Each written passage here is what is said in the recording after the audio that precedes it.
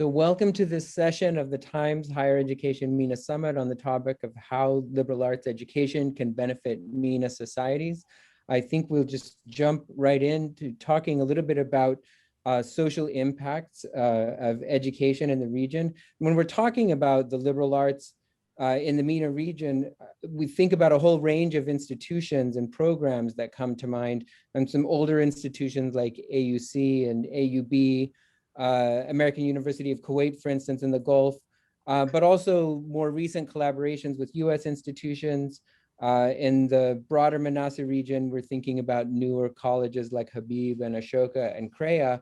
And I was present at an organization, the founding of a society of liberal arts programs, and especially core curricula and general education programs in 2015, held in Doha at Qatar University. And one of the things that happened on that occasion was we really spent about the first 2 days of the conference talking about definitions of liberal arts education versus liberal education, and also whether the term liberal arts education sometimes gets in the way of what we're trying to do in the region. And so I thought it might be useful to have our panelists today introduce themselves briefly by talking about the kinds of programs that they teach in and how those programs might have bearing on the topic today. So Pascal, maybe I'll have you go first. Adel, I'll have you follow, and then Sari third. So I'm Pascal Ghazeli. I'm the chair of the history department at the American University in Cairo. Yes, as you were saying, we're one of the older institutions in the region, and our sort of main selling point, if we regard this as a educational marketplace, which increasingly I think we're encouraged to do, is that we offer a liberal arts education, and we aim to instill principles like critical thinking and communication and civic responsibility in our students.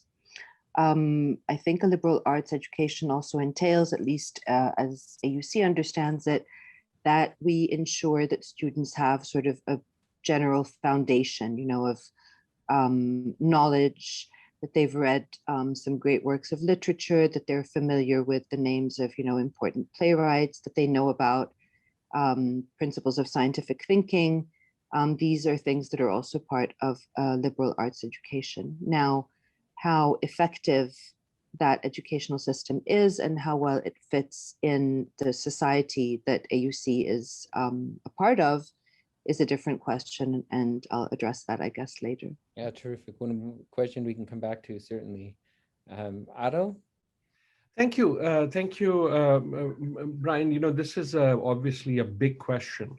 My name, by the way, is Adil Najim. I am currently the Dean of the Pardee School of Global Studies at Boston University.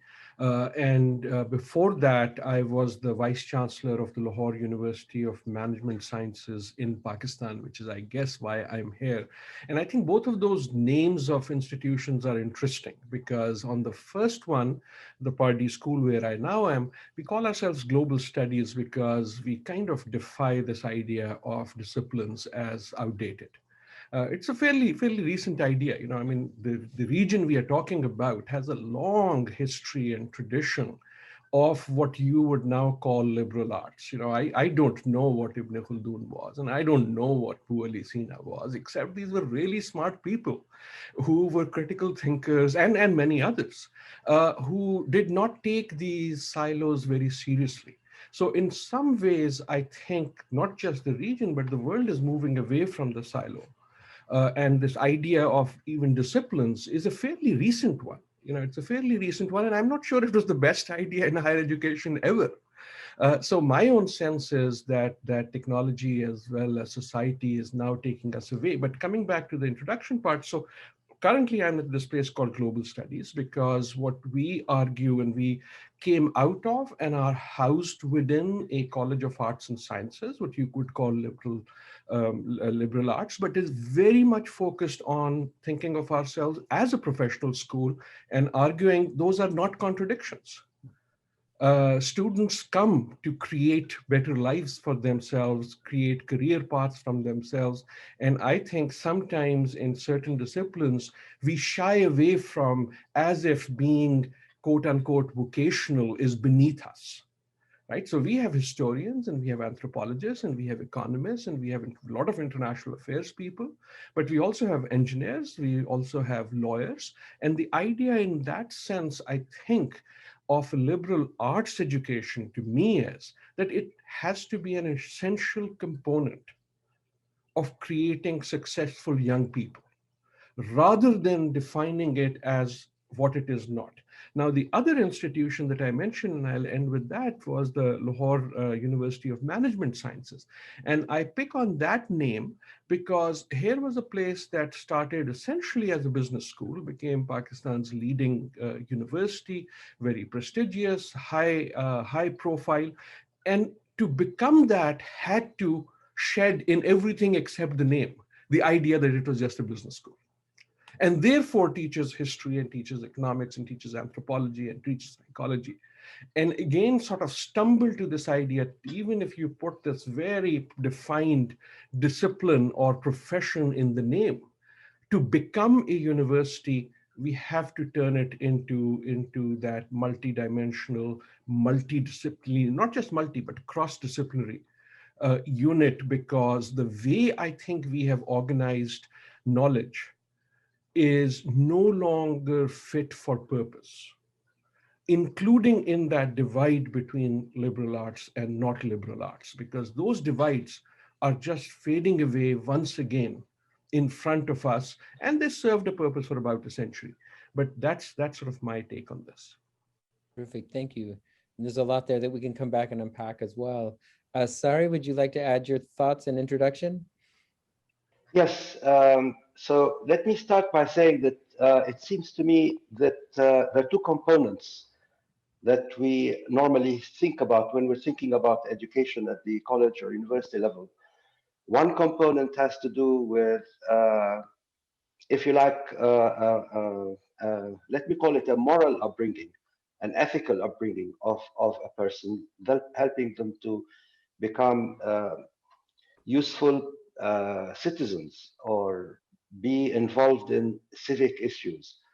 And the other component is to do with, let's call it vocation, or it's to do with being able to be productive in society. And these two components are normally are what are in fact considered in the universities, at least those universities that I've worked in over the past 30, 40 years. By the way, I'm now retired, but I was a president of one university for several years, and I taught at another university, Birzeit, to begin with, and then I moved to Al-Quds University.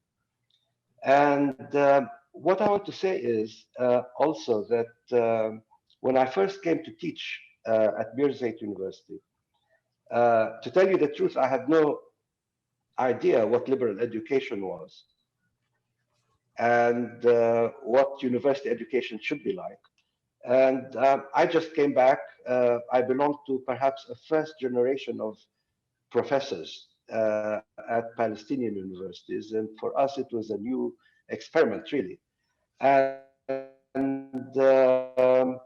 we were immediately influenced by somebody who used to be, who worked in the AUB, American University of Beirut, who brought to us the idea of the 2-year 4-program course in what they call general education or cultural studies. And these became part of our university tradition. Now, what were these 4 courses? Yes, there were great books, if you like, and so on. But you know, over the years, from the beginning and through the various years, the subject matter of those courses actually evolved over time.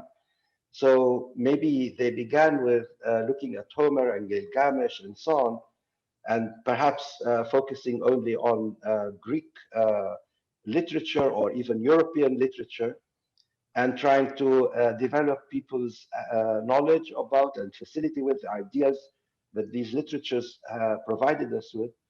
They developed, evolved through the participation of the professors involved into being more general. So more and more we started introducing literatures, texts from later periods, from the Arab world, from the Muslim world, but still with the same idea of, in fact, trying to use these courses, as I say, there were about 4 courses spread over a number of years, 3 years.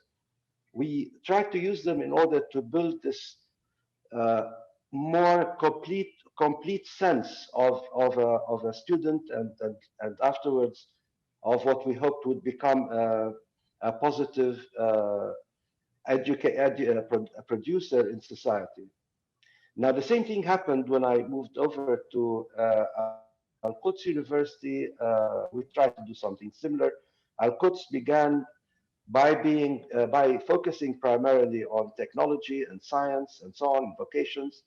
But then we introduced slowly those courses and focused on the things that normally are meant when people talk about communication and critical thinking and logical thinking. I was very myself personally interested in logic and introductory logic and so on, formal logic. And I introduced that at Birzeit and later at Al Quds University. And then also that developed. Now, what I want to say is that definitely I felt over the years that all these courses or all this area where you try to probe students' minds and you try to get out of that something in them that will be useful in the more comprehensive sense of the word once they go into society, that was an extremely important component of what a university or college education should be about. That to produce them only as excellent IT professionals or doctors is really not something that's by itself very useful. And I remember just one note, and I'll finish.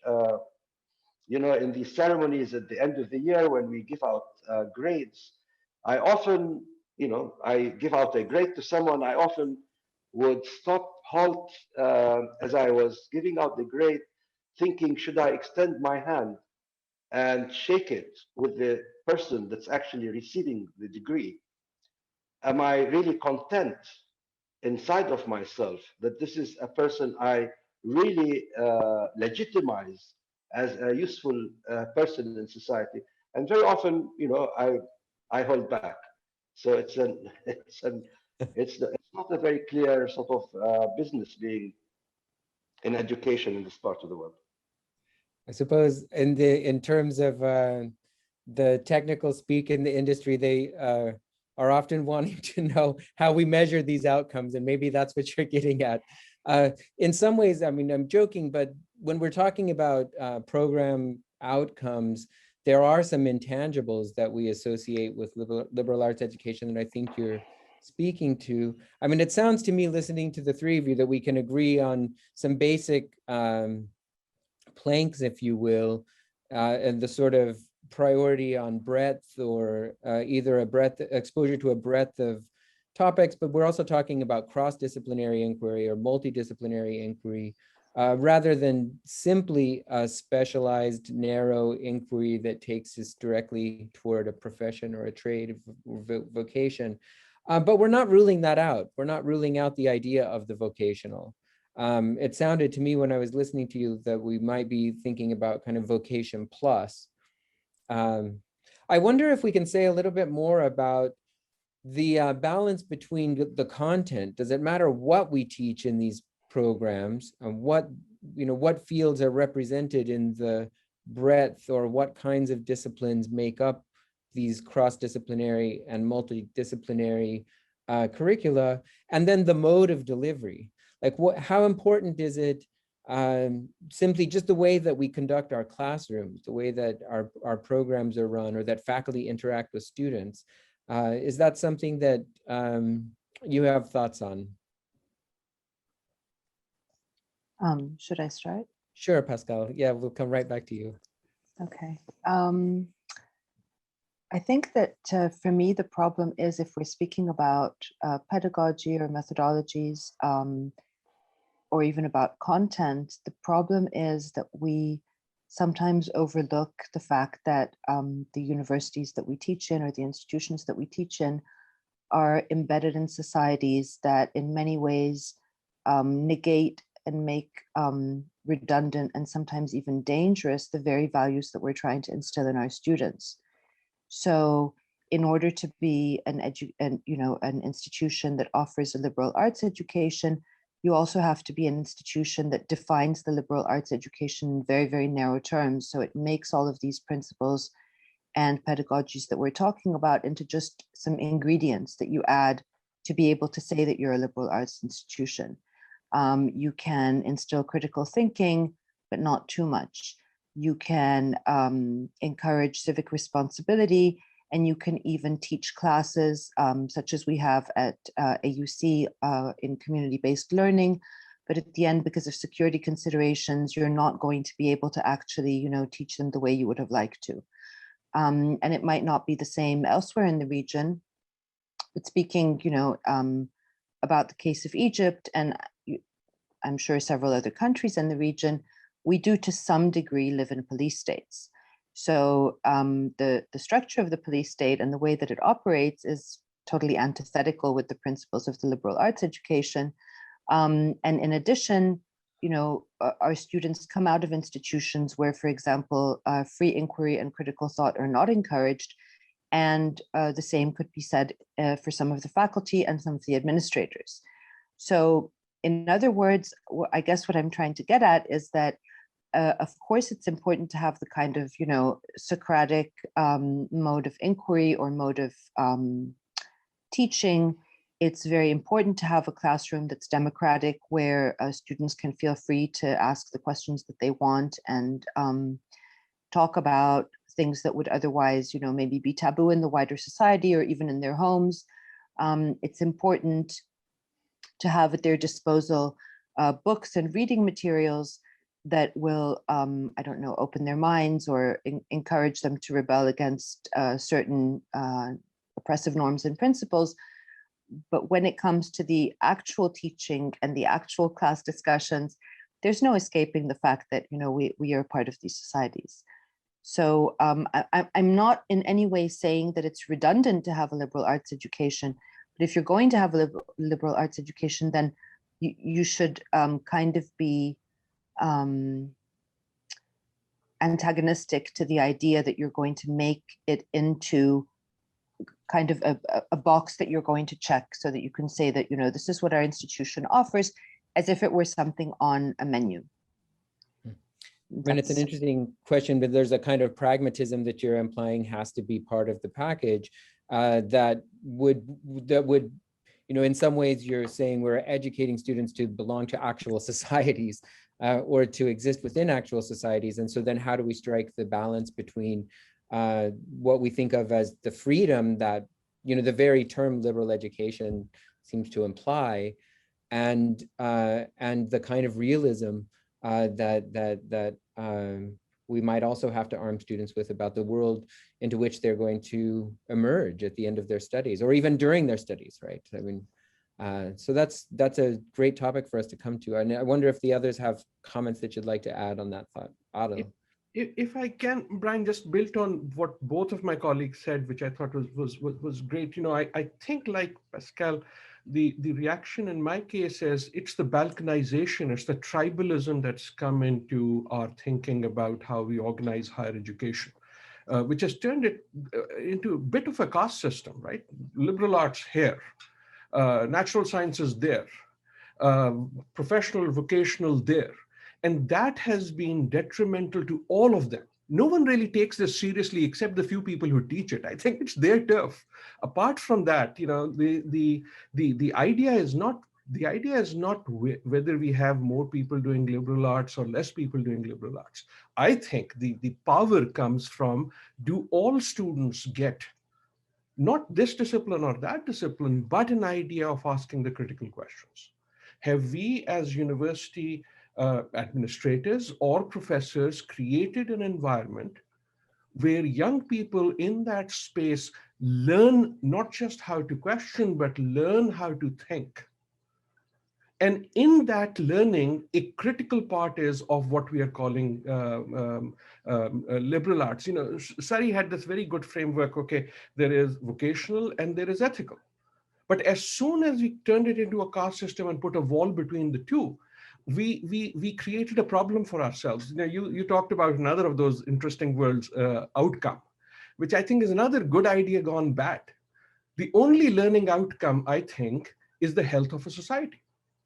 How do you measure the outcome of education? I think the only way to do it, not easy, but the only way to do it is to look at the society that education, people with that education create. Now, again, that divide I come to, in the US, the Fortune 500 companies, the biggest, the largest corporations, by far the bulk of people who lead them received what was called a liberal arts education. By far, they don't come from business schools. And by far, there is no evidence that doing so has made them more ethical.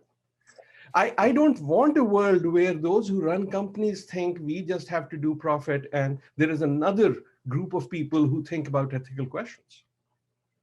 And that to me is going to the topic of our conversation, that's the potential as well as the need in this region and in others to embed that. And that will require not just parents to think differently, that too, not just students to think differently, that too, but those of us who have been embedded in this tribalism through having been trained in disciplines, having spent a lot of time thinking of how we are different from other disciplines, to start thinking of outcome again as the societal outcome that higher education produces.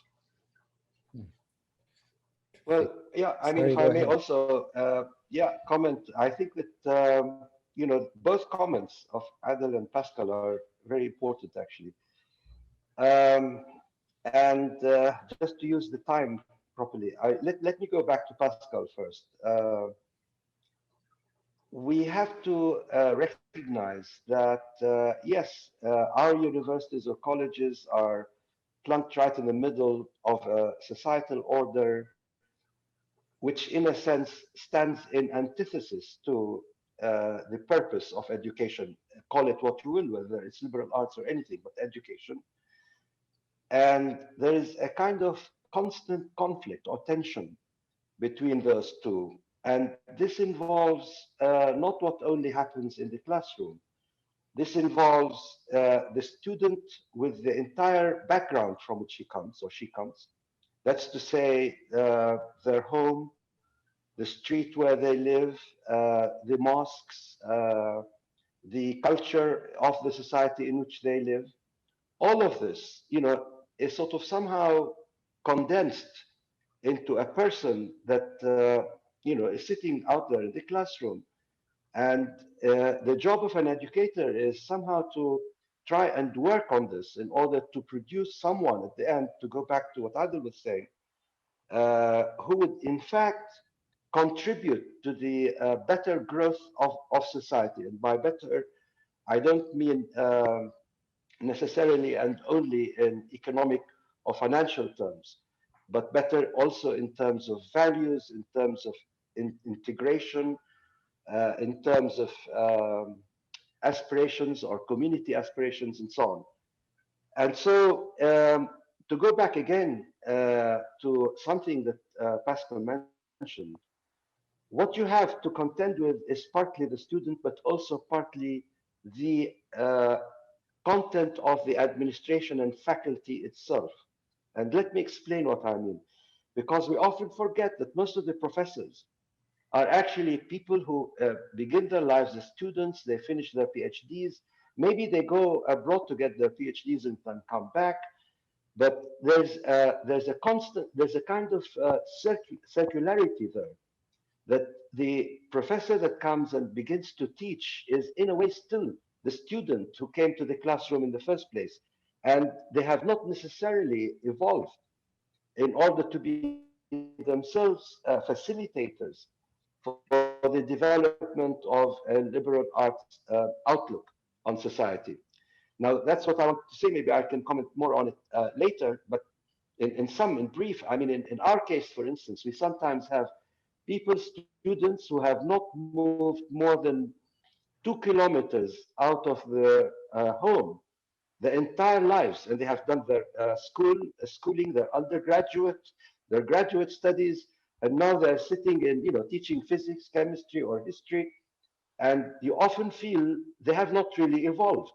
And so you are, stuck. You are, in a sense, captivated, unable to move forward, to push the university, to push education levels forward. And the other thing I want to say is that I'm very much in favor of what Adil was saying, which was to try and look at what we want from liberal arts education together with what we want from the actual disciplines that we normally set aside. For instance, like chemistry or physics or sociology or whatever. Ideally, the values of a liberal arts education should be somehow merged into the very disciplines that we teach in a university. So whether I'm teaching history or chemistry or what have you, the very skills, the very values that I want my student to develop through what I consider to be a liberal arts education should be actually skills and values that I can somehow help students to develop in the classroom where I teach, even though I'm not teaching Thucydides, I'm teaching, some scientist or mathematician. I'll stop here. Hmm. I mean, this is all interesting. I think one of the things that I'm struck by in your comments is the different models that students will be taking part in, depending on who they are, where they've grown up, what the opportunities are available to them, and the kinds of schooling that they're going to get. And when we talk about global higher education or global liberal arts or global liberal education, those terms mean such different things to students. One could be entirely content-based, and then the other is predicated on mobility, having the capacity to move around to different parts of the globe to travel. And when we're talking about social impacts on the region, I just wonder about the balance between the global aspect, where you've talked about things like global citizenship, even global leadership, which those are again terms that turn up on our websites. But then the very kinds of local engagements that you guys have also been talking about. I don't know if there's a way to get a little more at what we mean when we're talking about global education or global higher education, if there are different ways of arriving at some idea of what's global about it. Can you have a global education for someone who doesn't move more than 2 or 3 kilometers from the starting point? And what kind of a challenge does that pose in relation to someone who travels everywhere but really doesn't think much about the societies through which he passes? Can I just have one sentence here? One sentence. From my perspective, the important thing about global is actually to make students see themselves as part of the larger human world, that we are human beings first and foremost. Whether you travel 1 kilometer or 1 million kilometers, if you don't feel yourself to have that value of being or belonging to the human race, then you can't be global, in my opinion. I'll stop. Adil, I see your hand there. If I can jump in again, sort of, carrying this moniker of global on the flag of global, if you will, in very, very proudly. In some ways, global used to be an aspiration, and it is now becoming a necessity. And in becoming a necessity, it highlights the importance of the local. It used to be that global was those few who were able to expand geographically, spatially, most importantly, but also ideologically in other ways, beyond wherever they were.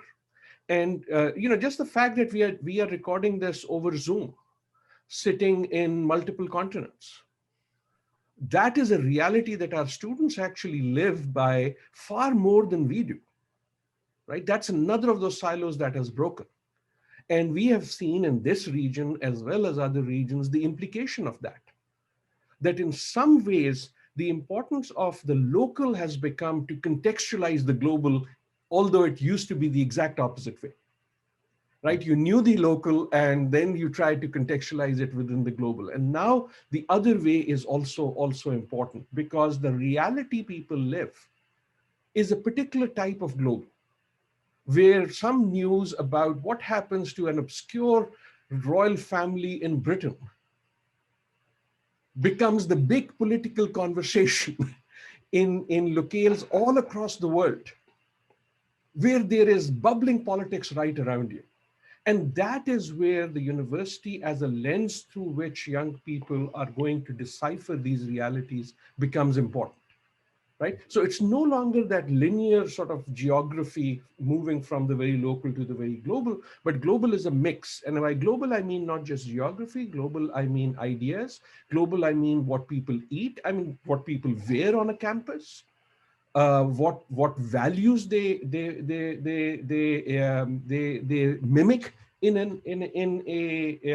a campus. So if you think about sort of all the most important forces that are shaping these young people, of which a very tiny sliver is that 3-hour a week class that some of us might be teaching. Right? So that 3-hour class becomes a vehicle in which to not only comprehend ourselves, but to engage in that conversation with young people so that they can decipher these sort of bombarding ideas. Right? And we've seen this in issue after issue, whether they be issues of democracy, whether they be issues of race, whether they be issues of equity, whether they be issues of justice. And again, the role of the liberal arts in the university, because we have this very privileged position, which is amazing. You know, someday society is going to figure out what they gave us. They give us their most impressionable young minds at the most impressionable moment in their lives and say, okay, go, you have them for 4 years, 2 years, do what you will. And that's a tremendous responsibility. And part of that responsibility is making sense of the global moment that they are living in, whether we bring it there or not, they are living it. And the other part is to enable them to embrace that globalness without losing the rootedness of the local. So I do think this is, in this way, it is a really exciting moment to be living through. Thank you for that. Pascal? I don't know, when I hear global at the moment, what I tend to think of is environmental disaster and pandemic. So I don't have the ability, perhaps at the moment, to think about the global in other terms, in terms of, you know, the rapid spread of information or the sharing of cultures or being tolerant and empathetic and open-minded. What I think about, and it's true that, you know, the pandemic and climate change have definitely brought home to us the fact that we have a shared fate and that we have to do something about it collectively. But it also brings home the fact that it's very difficult to do so because, you know, local efforts in this sense, such as, I don't know, recycling one's shopping bag, are so insignificant in the face of the truly global forces. So I guess that for me, there would also be a question of helping students understand what they can actually do to make a difference to these crises that are besetting us all, and not just pay lip service to, you know, token gestures of mask wearing and not using plastic straws. I appreciate that. And in fact, I was thinking when Adil mentioned, you know, the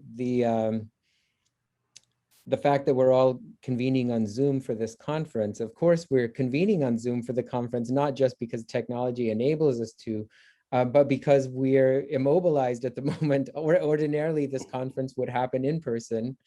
We would have flown around, perhaps at cost to the environment, right? In order to have this conversation. And when we think about global in that sense, I mean, the pandemic obviously is an instance in which the idea of being globally connected has a perilous component to it. or at least that the pandemic has thrown into relief some of the sorts of injustices or structural imbalances that already existed in our societies. In our core curriculum at NYU Abu Dhabi, which is the program that I run, I've spent a lot of time thinking about how do we create a core curriculum for a global student body, which the students come from so many different countries. And when I talk about global, I'm sometimes thinking about just the international diversity of a student population. I'm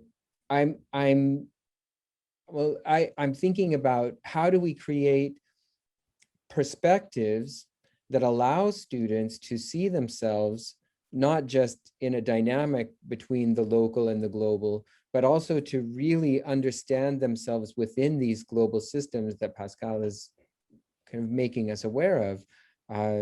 What kinds of ethical complexity becomes revealed when we try to take a global perspective on any of the major challenges that face society today. And I think when we're talking about curricular design, I mean, how do we help students think through the disciplines and across the disciplines that we're training them in to reveal moments of ethical complexity that they will have to navigate, whether it's personally or vocationally? Are there things that we can do in our classroom environments that help students have that kind of an awareness, which in my mind would lead to a sort of social impact? But when you reflect on your own teaching or the programs that you've developed, I mean, what really starts to become the priority when you're thinking about delivery and trying to interact with students on this level? How do you get them to see themselves within the context of this large and very unequal global society? And Pascal, maybe I'll come back to you, since your comment really is what led me down that path. Yes, I have mixed feelings again about your question. First of all, I feel in some ways very sad for my students, because I feel like they're facing challenges that we weren't aware of. It's not that we didn't have to face them, but we weren't as acutely aware of them. Am I allowed to encourage them to think in ways that will possibly put them at risk of being imprisoned or worse? I don't know. So I feel a great sense of responsibility that's sometimes even paralyzing. I won't go into details, but I'm sure that you've all heard of the case of Giulio Regeni, who was a student doing research in Egypt and who was taken and tortured to death. So there are forms of activism that I might think are worth an ethical and political engagement on the part of my students, and it's in some ways my responsibility and my obligation. And I'm saying my, but I also mean if we're speaking about the liberal arts as a form of ethical engagement, which I think it should be, it's the responsibility of the liberal arts to make students sharply aware of the kinds of inequalities and the kind of brutality that we face in our daily lives. At the same time, I really wonder, am I allowed? Is it my right? Put it that way. And what kind of moral responsibility do I have towards them? So I think that in a sense, perhaps the least morally reprehensible way through that is to say, I need to help them formulate questions. I need to help them articulate the ways in which they want to think critically. And if they don't want to, I might try and push them a little bit in that direction, but at the end of the day, they won't, and that's fine too. So that's, I suppose, the way I deal with it. I'm not even sure that I'm answering your question directly, but it's something that's been on my mind and kind of on my conscience. And so I think that that's something that as educators we do have to think about, especially now. Yes, and I mean, it's definitely something that's it's not just in Egypt, but it's happening throughout the region and beyond. I think we have situations happening in at Ashoka at the moment where the students and faculty are debating questions of academic freedom, and I think these are the issues really that make the work that we're doing quite real. And I appreciate you calling our attention to those moments of ethical complexity, not just when students engage the world, but what happens in the space of our own classrooms. I think it's important for us to discuss. And I wonder if other panelists have something to add to that conversation. If I can, as you rightly pointed out, sort of this, we are revisiting or in a heightened fashion, because the question never went away, these questions of, if you will, academic freedom, though I think they're more than that all across the world. You mentioned Ashoka, certainly in Pakistan, where I'm originally from, all across the MENA region, I'm sure, but also here, for example, in the US, where I am. Right, this question of anti-racism in particular, of rights, of justice, of voice, of which voice to allow and which voice not to allow. So in some ways, it's a very exciting time, but it's also a very frightening time, because all exciting times are frightening times. Not all frightening times are exciting, though. But all exciting times are frightening. And in that sense, sort of this purpose of the university, what is the role of the university, I think, again, is being sort of re-questioned in a good way. Technologically and other ways, the pandemic is forcing us to do this. Societally, these type of forces that we are seeing all across the world,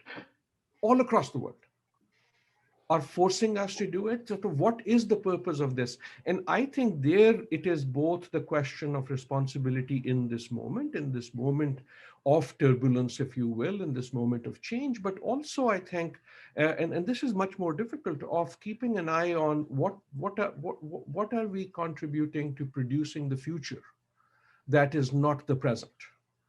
That we are engaged in being activists on.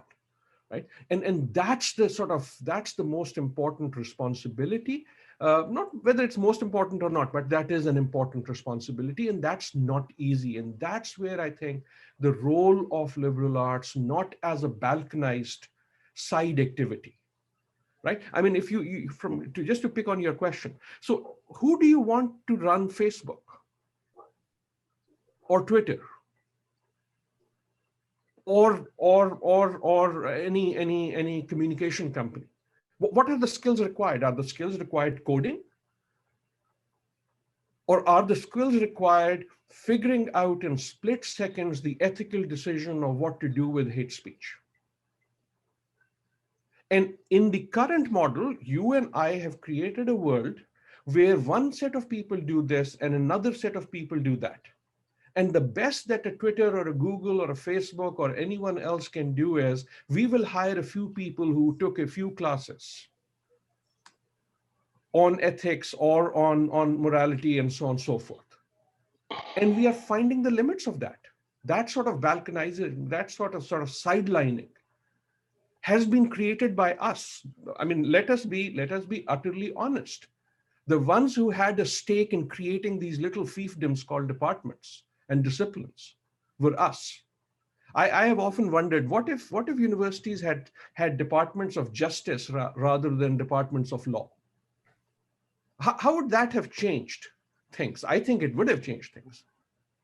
I think what people would be teaching there would have been different, and people who would have been, what they would have been studying is different. And that's, I think, the challenge of the next wave of what to do with liberal arts, not as a sidelined separate activity, but as an integrated part of education in anything. Can I just comment very quickly that I think there's a part of course, what Adil is saying, that's very sound. The message that he already gave us about needing to have everything merged. But I just want to also add the following with regard to the comments that I heard, that actually morality is not something that you teach in a classroom, that you teach like you teach chemistry or maths. And it's not just a combination of courses. It's something I think much larger. And don't ask me how one can somehow develop the moral sense of society, but it's something that probably a liberal art college institution may be part of, but it must be a project which is much larger or much bigger. And I don't know exactly. I would start in the kindergartens. I would go to the homes. I'd go to the streets. It's an entire process. Morality is not a subject you teach. It's something that you develop as an attitude, as a behavior that you have to habituate people to right from the early beginning. Now, I want to go back to something I heard Pascal about, which is I got cut off. I don't know. It's the internet here which cut me off. I think it's something to do with globalism, that sometimes do get cut off like this. But I want to say that my experience at the universities in the West are obviously quite different, and from the experiences of universities in other parts of the Arab world because of the fact of our being under occupation. And I think that with regard to academic freedom, for instance, I want to say that at the time, as a person involved in education, when the occupation tried to to sort of control our universities, our sort of developing universities at the time. And by controlling them, I mean, instill regulations by which they would approve the courses, the books, the teachers, the students. Obviously, there was a kind of general revulsion against this. It was a revulsion against clearly having the academic freedom, our academic freedom at the universities being threatened in this way. And so students, even before teachers actually, were in the front line opposing this. And there was no problem of feeling responsibility as educators for what might happen to students because they very often ended up in jail or, and so on. But I want to go back again to another point to do with globalization that I think I tried to mention before, which I'd like to say again, which is this: that I think, at least looked at from the perspective of being here in the West Bank, I think that the part and parcel of educating a person to be themselves is actually trying to expand their perspective of who they are by somehow associating or seeing themselves being associated with larger and larger contexts. So that not only I as a person, or I as belonging to this family, or I as belonging to this people, for instance, in my case, the Palestinian people, but I as a human being can see myself as such and can therefore sympathize with, interact with, understand, feel with people who do not belong to my family and my tribe and my nationality. And I think this is a very important part of what I understand by globalization, the expansion of one's self-identity from being in a small spot, which is how we find ourselves here, to seeing oneself as being on a par with people in the world at large, which therefore, brings forth the respect of values like, for instance, human rights and equality and so on and tolerance and so on and so forth. So humanization of self-identity is what I would understand and go for by thinking about globalism.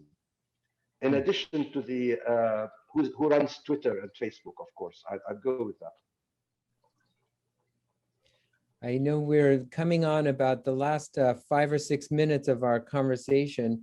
If I return us back to the broadest construction of this panel's topic, and we're thinking about the social impacts in the region of liberal arts education, I suppose I would just like us to conclude by thinking about how do we measure what kinds of impacts we're talking about. whether we're talking about return on investment for the sort of governments or corporations or even individual families that have made investments in these, in the educations that we're providing, or to borrow a phrase from AUC's website, which I had looked at earlier this week, talking about preparing students for a productive life. And it raises the question of definitions. I mean, how do we define a productive life? Are there ways that that you would decide whether you're going to give that handshake, sorry, at the commencement exercises, or how do you know when you've actually seen, how do you know when you've seen the kind of benefits that we're talking about and that we discuss and promise and aspire to? Or is that something that we simply have to wait and see unfold sometimes decades after our students have finished their educations?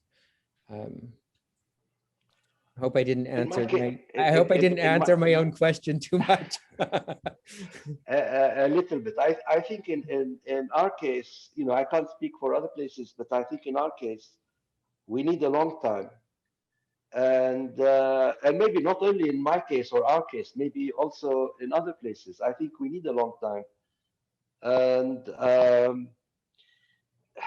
you know, I often think that to go back to the AUC's statement concerning being productive, that what one needs as a product out of with a degree in society is someone who will not go out with a degree, knocking on doors, looking for a job, but is someone who will go out eventually and actually be creative enough to create something that will create people who might come and knock on the door looking for jobs. So we need people with ideas, people with an extent that society offers the availability of the space for new ideas. To that extent, I think we can say that we have advanced an inch or two towards a better society. Stop here. Thanks, sorry.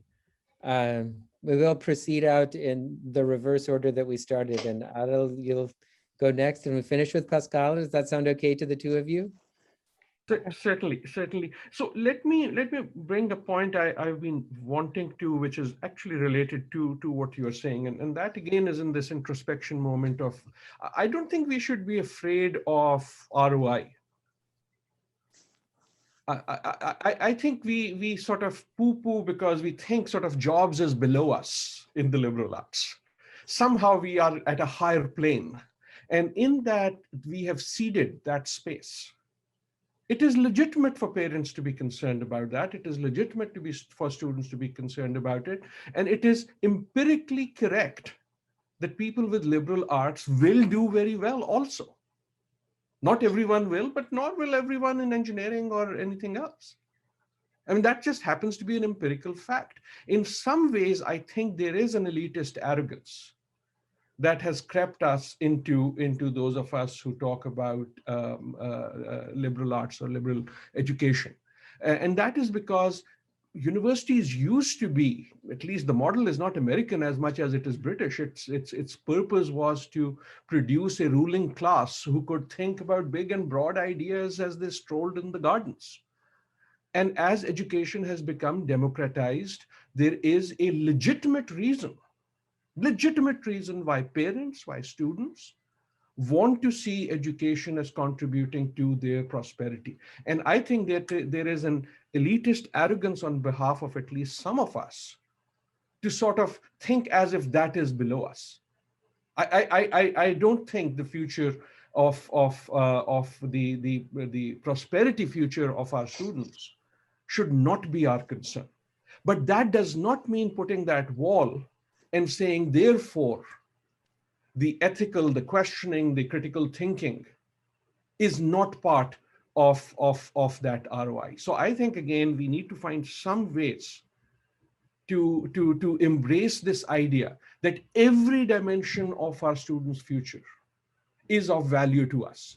that if we turn them only into economic automats, that is bad. And if we turn them into people who somehow look down on those who have to sweat every day for a living, that is bad for society too. Thank you. I appreciate that. Pascal?